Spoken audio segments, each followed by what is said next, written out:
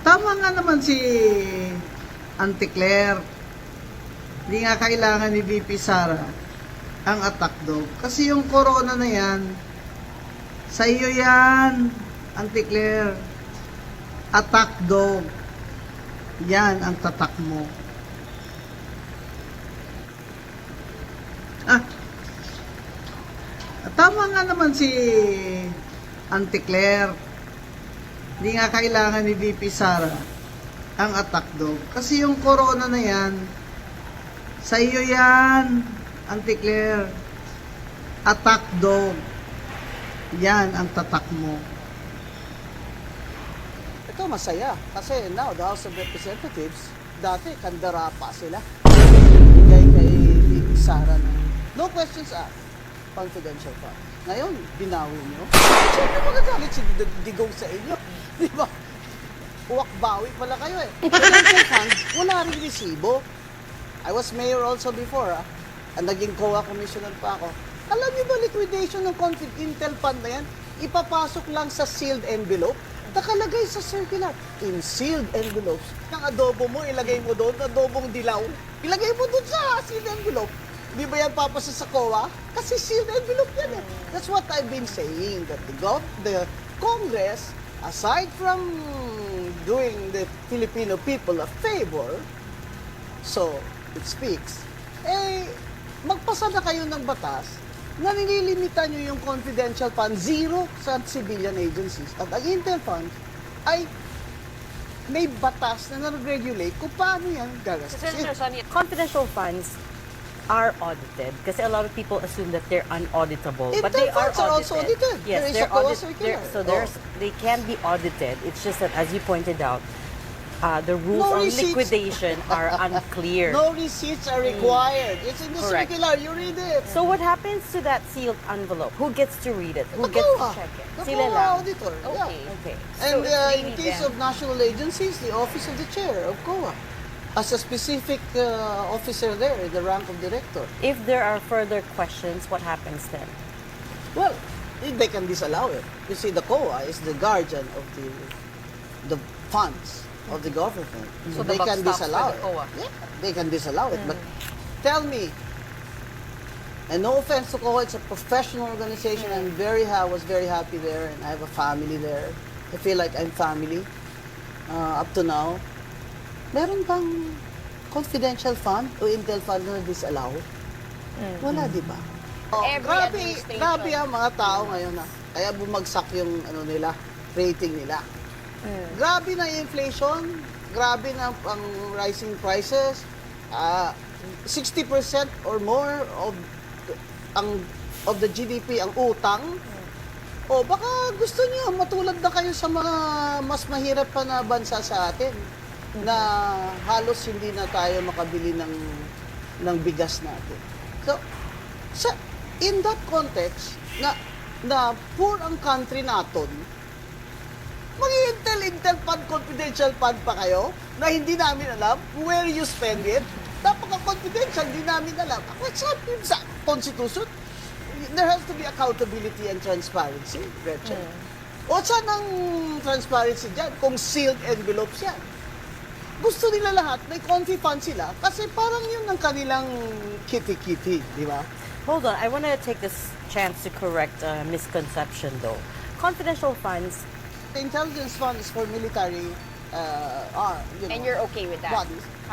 You know, and with the amounts, you're okay It's with the necessary, amounts? but it's how they spend it that's objectionable. The confidential funds are called as such because they are appropriated for civilian agencies. For example, last year, the Department of Transportation had around 30 million. The Department of Social Welfare had 30 million. I mean, who are you going to entail in the DSWD? You know? While the state universities and hospitals, they've cut the budget. But now, the President wants 1.2 billion in his confidential fund. The Vice President wants, 500 million? And another 500 million for DepEd. Which now, ito masaya. Kasi now, the House of Representatives, dati kandara pa sila.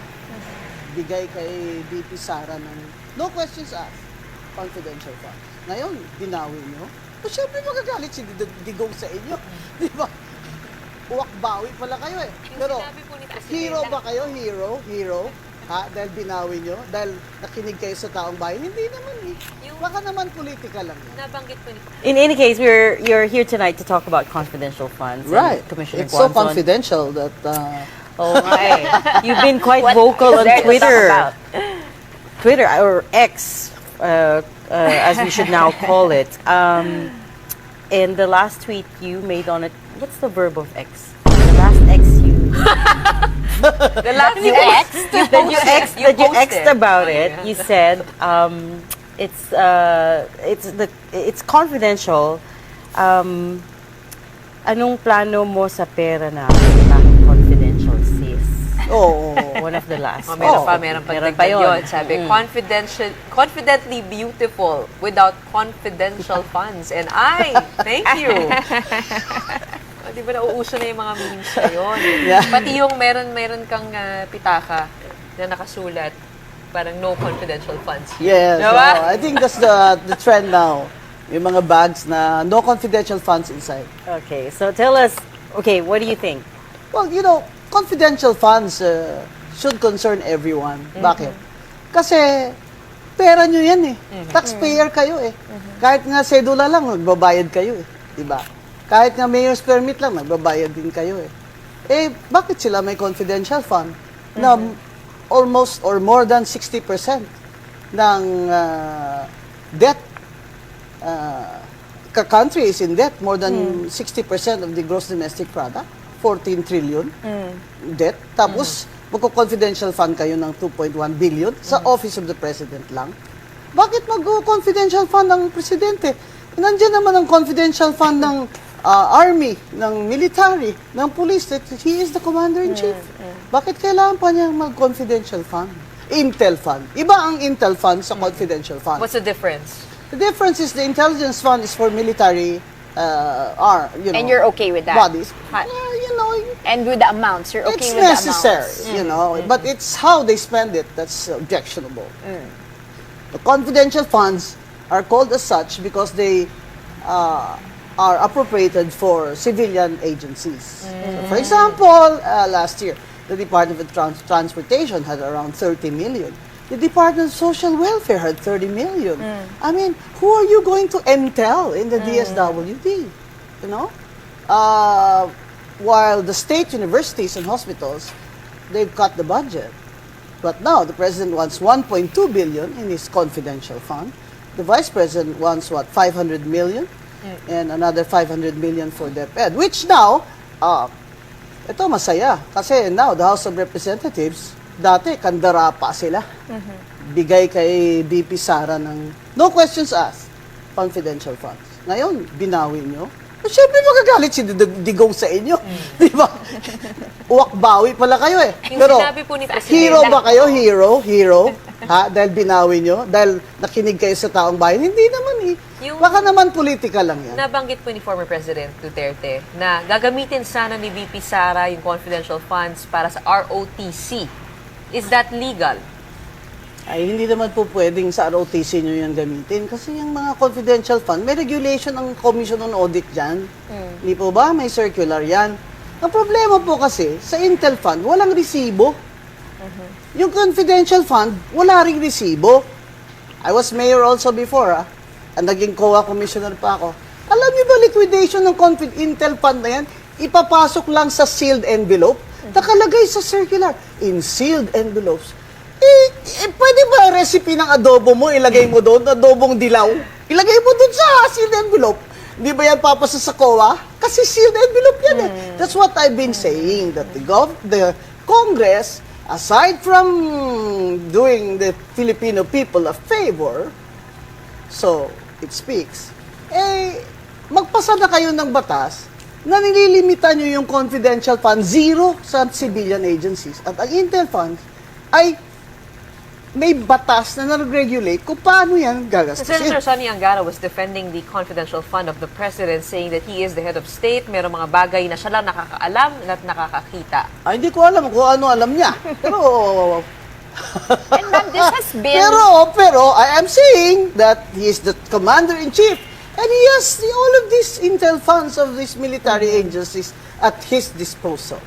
At siguro naiinggit siya kay Digong kasi 4.5 billion si Digong no? Last year. Sabi ni BBM siguro, ba't ako 1.2 billion lang, umaangal kayo? 4.5 na na. But that's the issue, ma'am. Why now? Why is it just being looked at now, shed to light? Is it the sheer amounts, the sheer audacity? Alam nyo or kasi, it's been there for every administration? Grabe ang mga tao ngayon kaya bumagsak yung rating nila. Grabe na yung inflation, grabe na ang rising prices. 60% or more of the GDP ang utang. O baka gusto niyo matulad na kayo sa mga mas mahirap pa na bansa sa atin na halos hindi na tayo makabili ng bigas natin. So, in that context na poor ang country naton, mag-intel fund, confidential fund pa kayo na hindi namin alam where you spend it. Napaka-confidential, hindi namin alam. What's up yun sa Constitution? There has to be accountability and transparency, Gretchen. O saan ang transparency dyan kung sealed envelopes yan? Gusto nila lahat, may confi fund sila kasi parang yun ang kanilang kitty-kitty, di ba? Hold on, I want to take this chance to correct a misconception though. Confidential funds are audited kasi a lot of people assume that they're unauditable, but they are funds are also audited. Yes, There is they're a COA audited. circular. They can be audited. It's just that, as you pointed out, the rules No on receipts. liquidation are unclear. No receipts are required. It's in the Correct. circular. You read it. So what happens to that sealed envelope? Who gets to read it? Who The gets to COA. check it? The Sila COA lang. auditor. Okay. Yeah. Okay. And it's really in case them. of national agencies, the office of the chair of COA has a specific officer there in the rank of director. If there are further questions, what happens then? Well, they can disallow it. You see, the COA is the guardian of the funds of the government. So they the buck can stops disallow with the COA. it. Yeah, they can disallow it. But tell me, and no offense to COA, it's a professional organization. I was very happy there, and I have a family there. I feel like I'm family up to now. Meron bang confidential fund o intel fund na disallow? Wala, di ba? But how would that happen, ma'am? Because if that's already been voted on, deliberated on by the budget, and it's part already of that, how do you take away the allocation for that? As what are you What do you mean, proposing? take Just it away? completely Oh. abolish or realign it? Put it in a new budget? No. We have to stop confidential funds. And where would we put the money, ma'am? But put it in social services. Okay. Put it in state universities. Put it in hospitals. Give it to persons with disability. Give the persons with disability their monthly assistance fund. The senior citizens who are indigent. Give them that.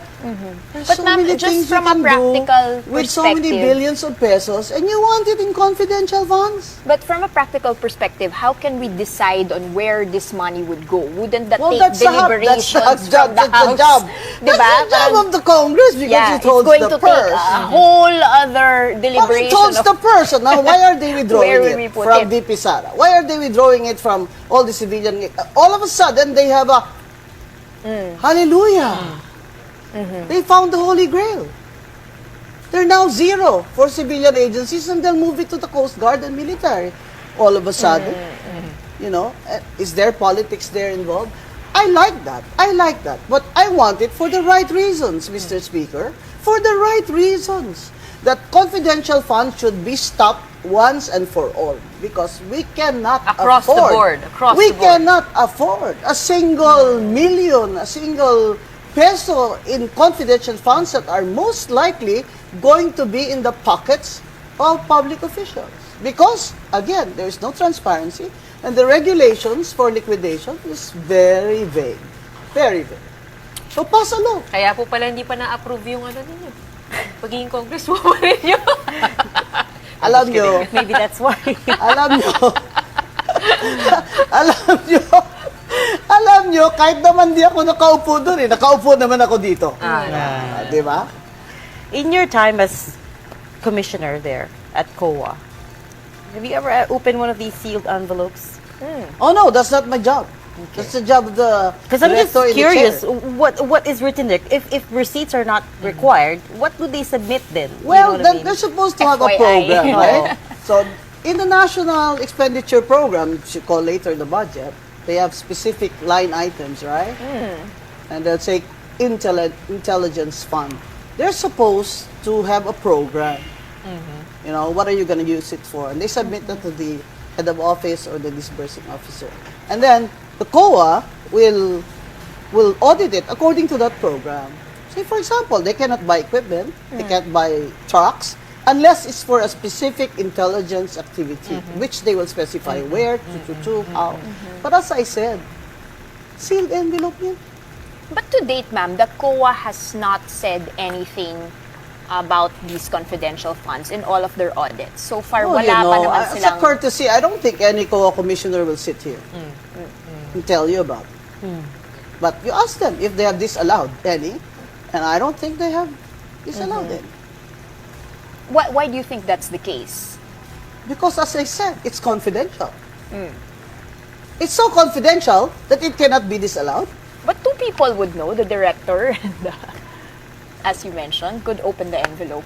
Yes. Okay. As I said, these regulations are vague. So why bother? Let's go to the Why root of the bother? problem. Why even appropriate confidential funds to civilian agencies when they are not needed? And it's also They're not a just necessity. these departments that Oh. were mentioned. Nasa LGU din eh.